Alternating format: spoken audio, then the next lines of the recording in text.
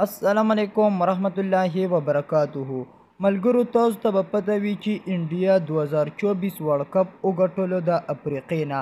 افریقا او انډیا فاینل ته اوتي او د فاینل افریقې او انډیا ترمنځ ولوبېدلی شو چې د انډیا په نښو رنځونو سره وګټلو.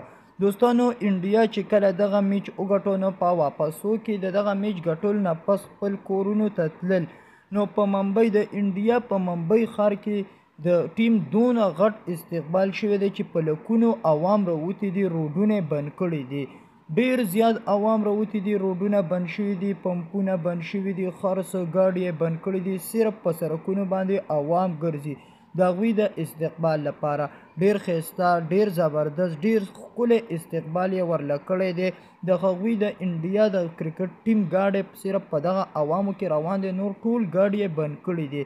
په هغه ګاډي کې صرف د انډیا کرکټ ټیم کسان دي او کپ یې ځان سره نیولی دی او چغې او نارې وهي او ګول چاپیره په سړک باندې عوام دي، ځای په ځای باندې عوام دي، په لکونو عوام راوتي دي. ډیر ښایسته، ډیر په ښکلي انداز سره تاسو به په دې تصویرونو کې کتلی هم شئ چې ډیر په ښکلي انداز سره د انډیا د کرکټ ټیم استقبال وکړه.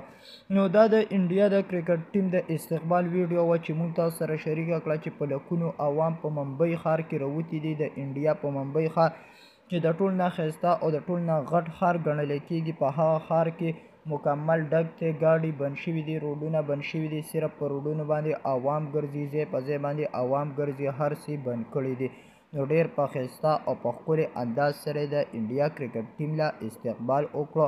هغوی په دې ورلډ کپ کې ډیره ښکلې لوبه وکړه، ډیر ښکلي میچونه یې وکړل، د هر چا نه میچونه وګټل. بیا فاینل د ساوت افریقې سره رالو او د ساوت افریقې نه په نښو رنځونو سره دا فاینل هم وګټلو.